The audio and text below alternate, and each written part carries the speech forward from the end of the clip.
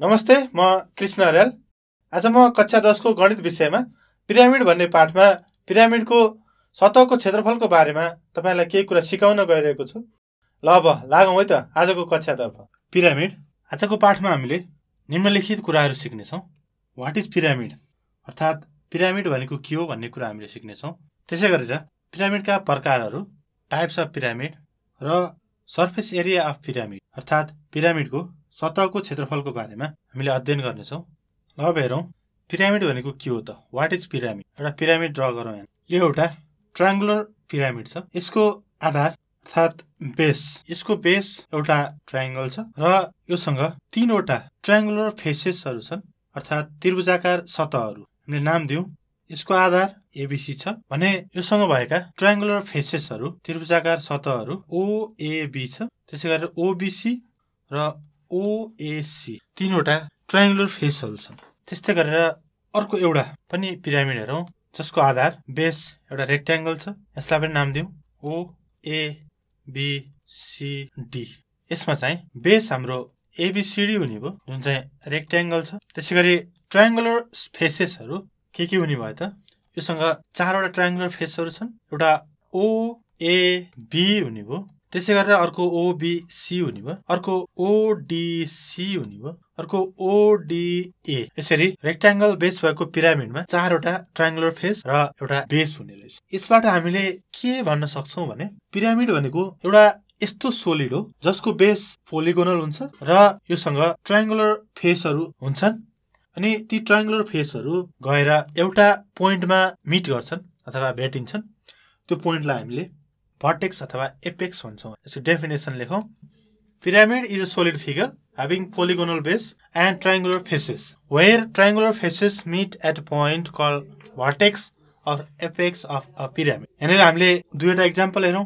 पहिलोमा triangle छ base, दोस्रोमा rectangle base छ र यिनीहरूसँग भएका ट्रायंगुलर फेसहरू ओ पोइन्टमा गएर जोडिएका छन्। त्यसैले यो ओ पोइन्ट भनेको दुवै पिरामिडको भर्टेक्स अर्थात् एपेक्स हामीले टुप्पो भन्न सकिने भयो। यसलाई हामीले यसरी लेख्न सक्ने भयौँ।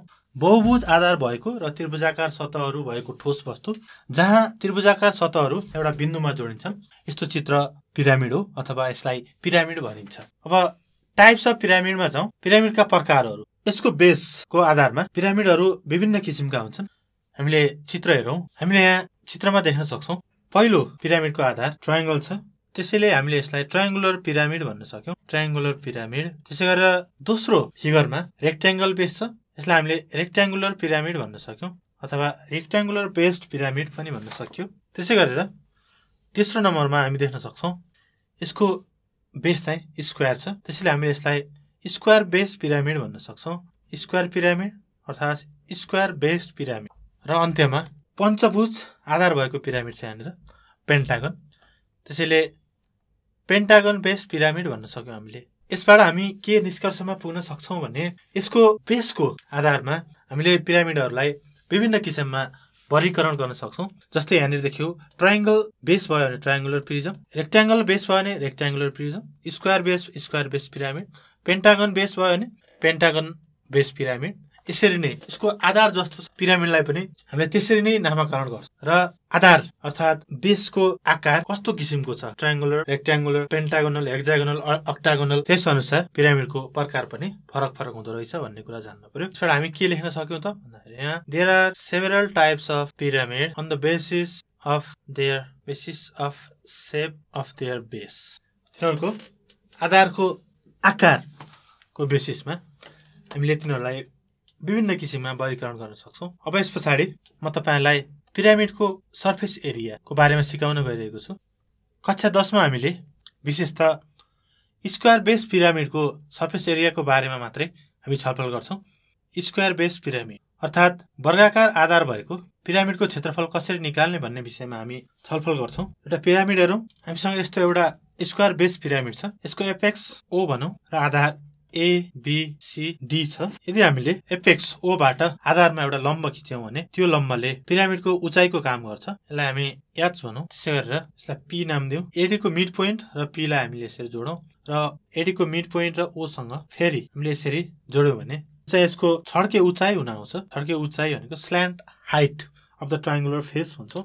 यदि हाम्रो आधारको लम्बाइ ए छ भने यो पिरामिडको एरिया बेस कति हुने भयो त एरिया बेस भनेको साइड स्क्वायर हुने भयो साइडको लेन्थ हाम्रो ए छ ए स्क्वायर युनिट हुने भयो ए स्क्वायर युनिट हुने भयो त्यसै गरेर अब एरिया अफ ट्रायंगुलर फेसेस हो हामीलाई थाहा छ यो पिरामिडमा चारवटा ट्रायंगुलर फेसहरू छन् के हुन् त एउटा ओएबी भन्ने फेस छ अर्को ओबीसी भन्ने फेस छ अर्को ओसीडी भन्ने फेस छ अर्को ओडीए भन्ने चारवटा फेस छ अब यी चारवटा फेसहरू एक आपसमा समरूप छन् र अनुरूप पनि छन् त्यसैले यिनीहरूको क्षेत्रफल बराबर हुने भयो त्यसैले यिनीहरूको क्षेत्रफल निकाल्दा 4 * 1/2 * बेस * हाइट भनेर लेख्ने किनभने ट्रायंगलको एरिया 1/2 बेस * हाइट हुने भयो र मसँग चारवटा ट्रायंगलहरू छन् 1 2 3 4 त्यसैले 4 * 1/2 गरे अब यो 2 ले 4 लाई काट्नु भयो 2 आउँछ बेस * हाइट बेस भनेको मानौ यो ट्रायंगल ओडीए को लागि बेस भनेको डीए हुने भयो जुन ए एकाइ छ इन्टु हाइट भनेको त यसको हाइट भनेको यो एल हुने भयो त स्ल्यान्ट हाइट हुने हो त्यसैले 2AL भनेको एरिया अफ ट्रायंगुलर फेसेस हुन्छ यसबाट हामीले के लेख्न सक्छौं भने total surface area of square base pyramid is equal to a square plus 2AL हुँदो रहेछ जहाँनिर ए स्क्वायर भनेको एरिया अफ बेस छ अनि 2AL भनेको एरिया अफ ट्रायंगुलर फेसेस यसरी हामीले पिरामिडको टोटल सर्फेस एरिया निकाल्न सक्दा योभन्दा बाहेक हामीले के कुरा जान्न जरुरी हुन्छ भने यहाँनिर ओपी बेसमा परपेन्डिकुलर हुन्छ त्यसैले ओपी यो भुजा ए यसलाई कुनै नाम दियौ हामी बीचमा पीटी भनौँ ल पीटी र ओपीटी भन्ने एउटा राइट एंगल ट्रायंगल भन्छ अर्थात् समकोणी त्रिभुज भन्छ हामीले ओपीटी मा पाइथागोरस थ्योरम एप्लाई गरेर एचएल अथवा ए को भ्यालु पनि निकाल्न सक्ने भयौं यहाँनिर पीटी भनेको यो आधार भुजाको आधी हुने भयो a/2 हुन त्यसैले हामी के लेख्न सक्छौं त from the above figure l square is equal to h square plus a/2 whole square लेख्न सक्छौं यसरी नै l h र a मध्ये यदि कुनै पनि टर्म मिसिङ छ भने हामीले पाइथागोरस थ्योरम एप्लाई गरेर l h र a को भ्यालु निकाल्न सक्छौं र त्यसपछि फर्मुला एप्लाई गरेर हामीले कुनै पनि स्क्वायर बेस पिरामिडको base area of triangular face र टोटल सर्फेस एरिया निकाल्न सक्छौं ल अब म तपाईहरुलाई यसैसँग सम्बन्धित केही प्रश्नहरू उदाहरणको रूपमा गरेर देखाउँदै छु उदाहरण नम्बर 1 दिएको पिरामिडको छड्के सतहको क्षेत्रफल र पूरा सतहको क्षेत्रफल निकाल्नुहोस् र हामीलाई एउटा पिरामिड दिएको छ यसको उचाइ 3 सेन्टिमिटर दिएको छ र आधारको भुजाको लम्बाइ 8 सेन्टिमिटर भनेर हामीलाई दिएको छ यति मात्र अब यसको आधारमा हामीले यो पिरामिडको छड्के सतहको क्षेत्रफल र पूरा सतहको क्षेत्रफल निकाल्नु पर्ने हुन्छ यसका लागि मैले यहाँनिर यो पोइन्टलाई ओ नाम दिन्छु यहाँबाट यसरी ओ एम भन्ने एउटा पोइन्ट जुन सिडी को मिड पोइन्ट हुन आउँछ ओ र एम जोइन गरे र पी र एम पनि म जोइन गर्छु यसरी पी र एम जोइन गरिसकेपछि पी र एम जोइन गरिसकेपछि पीओएम भन्ने एउटा राइट एंगल ट्रायंगल भन्छ राइट एंगल ट्रायंगल र हामीले लेख्न सक्छौं फ्रम द फिगर चित्रबाट हामीले के लेख्न सक्छौं त भन्दा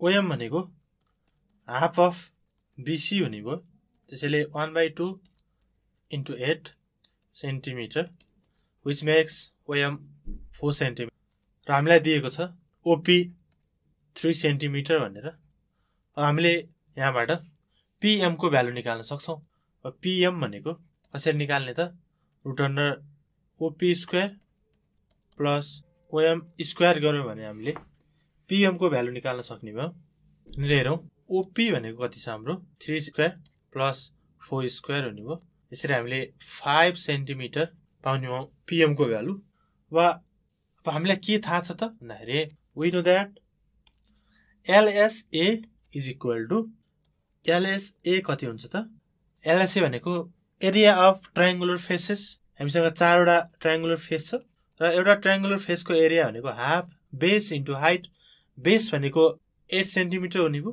हाइट भनेको हाम्रो यो स्ल्यान्ट हाइट पीएम हुने भयो 5 लेख्न सक्ने भयो यसरी हाम्रो LSA भनेको 80 सेन्टिमिटर स्क्वायर आउने भयो। र फेरि TSA निकाल्दा again we know that TSA is equal to half TSA is equal to LSA plus area base गर्छौँ हामी, बेस एरिया। LSA भनेको हाम्रो 80 सेन्टिमिटर स्क्वायर आइसक्यो, प्लस बेस एरिया भनेको बेस हाम्रो कस्तो छ त स्क्वायर बेस पिरामिड हो। यो चाहिँ एउटा स्क्वायर बेस पिरामिड हो, त्यसैले area of square L square हुने भयो 8 स्क्वायर। यसलाई पनि हामी सेन्टिमिटर स्क्वायर लेख्न सक्छौँ। यसरी 8 स्क्वायर 64 प्लस 80 144 सेन्टिमिटर स्क्वायर भनेको के हुँदो रहेछ त TSA हुँदो रहेछ। दिएको पिरामिडको टोटल सर्फेस एरिया भनेको 144 सेन्टिमिटर स्क्वायर हुने भयो है त। यहाँनिर मैले कुन फर्मुला युज गरेँ त 4 × 1/2 A × L भन्ने फर्मुला, अर्थात् 2AL फर्मुला युज गरेँ। यहाँनिर एरिया निकाल्दाखेरि A स्क्वायर भन्ने फर्मुला युज गरेँ। हामीलाई A भनेको 8 दिएको छ, A स्क्वायर भनेको 8 को स्क्वायर हुने भयो। त्यसैले टोटल सर्फेस एरिया भनेको हामीले सर्टकटमा A स्क्वायर प्लस 2AL भनेर पनि लेख्न सक्थ्यौँ। कुरा एउटै हो। यसका साथसाथै म आजको कक्षाको अन्त्यतिर आइपुगेको छु। अब जाँदै केही प्रश्न तपाईको गृह कार्यको रूपमा छोडेर जाँदैछु। गृह कार्यका लागि प्रश्नहरू छन्। दिएका पिरामिडको छड्के सतहको क्षेत्रफल LSA र पुरा सतहको क्षेत्रफल TSA पत्ता लगाउनुहोस्। तपाईलाई तीनवटा स्क्वायर बेस पिरामिड दिएको छ र भनिएको छ LSA र TSA पत्ता लगाउनुहोस्। यी प्रश्नहरू तपाईको गृह कार्यको रूपमा छोडेर म यो कक्षाबाट बिदा हुन चाहन्छु। यदि तपाईहरुलाई कुनै पनि समस्या या सुझावहरू छन् भने हामीलाई पत्रचार गर्न सक्नुहुनेछ। हामीलाई पत्रचार गर्ने ठेगाना हो learning@yourwork.edu.np। हस्त धन्यवाद।